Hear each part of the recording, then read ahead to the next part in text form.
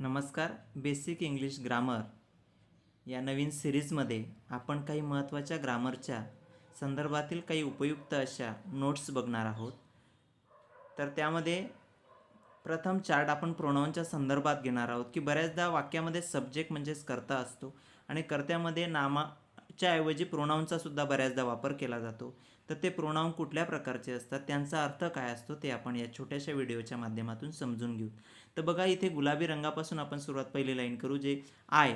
बघा, आय म्हणजे मी, मी म्हणजे मला, माय म्हणजे माझे, माईन म्हणजे माझा, माझी, माझे आणि माय सेल्फ म्हणजे माझे स्वतःचे. बघा, आणि हे पाठसुद्धा करायचं आहे, आय, मी, माय, माईन. तर दुसरी लाईन आहे बघा, यू. यू म्हणजे तू, यू, तू किंवा तुम्ही असा दोघं अर्थाने तो यू वापरला जातो. तर पहिला शब्द आहे यू, दुसरा आहे यू म्हणजे तुला, तुम्हाला, तिसऱ्या लाईनमध्ये युअर, युअर म्हणजे तुझा, आणि चौथ्या लाईनमध्ये युअर्स, युअर्स म्हणजे तुझा, तुझी, तुझे, आणि युअर सेल्फ म्हणजे तुझे स्वतःचे.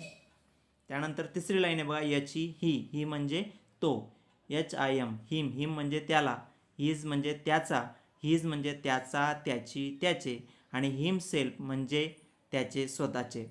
त्यानंतर आहे शी, शी म्हणजे ती, हर, हर म्हणजे तिला, हर, हर म्हणजे तिचे, आणि हर्स म्हणजे तिचा, तिची, तिचे, आणि हरसेल्फ म्हणजे तिचे स्वतःचे.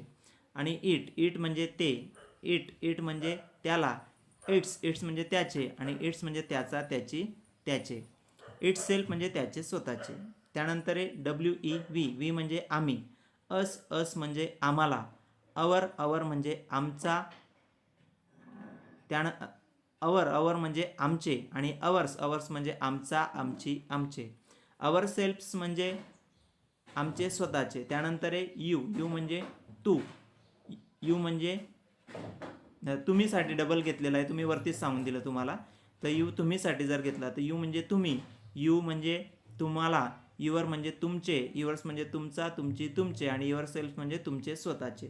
त्यानंतर शेवटचं प्रोनाऊन दिलं आहे दे, THEY, दे म्हणजे ते, त्या, ती, देम म्हणजे त्यांना, देअर म्हणजे त्यांचे, देअर्स म्हणजे त्यांचा, त्यांची, त्यांचे, आणि देम सेल्फ्स म्हणजे त्यांचे स्वतःचे.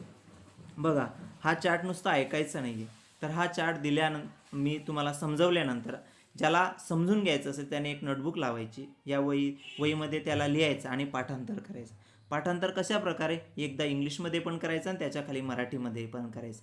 एकदा आपण इंग्रजीमध्ये पूर्ण चार्ट वाचून बघू. बघा, I, me, my, mine, myself, you, you, your, yours, yourself, he, him, his, his, himself, she, her, her, hers, herself, it, it, its, its, itself, we, us, ours, ourselves, you, your, yours, yourselves, they, thems, theirs, themselves. अशा प्रकारे छान वहीमध्ये हा लिहायचा, त्याचा अर्थ मी सांगितलेला आहे, त्या अर्थानुसार लिहायचा, आणि ही प्रोनाऊन्स वापरलेली वाक्य शोधायची आणि त्या वाक्याचा अर्थ लावण्याचा प्रयत्न करायचा. बघा, अशा प्रकारे इंग्रजीचा अभ्यास आपण केला, ग्रामर समजून घेतलं, त्याचे अर्थ समजून घेतले, तर सहजपणे आपल्याला इंग्लिश समजायला मदत होऊ शकते. आजच्या व्हिडिओमध्ये एवढंच. जर आपल्याला हा व्हिडिओ आवडला असेल आणि अशाच प्रकारच्या नवनवीन माहितीची आवश्यकता असेल तर नक्कीच या चॅनलला सबस्क्राईब करा. आणि हो, अभ्यास मात्र खूप आनंदानं करा. धन्यवाद.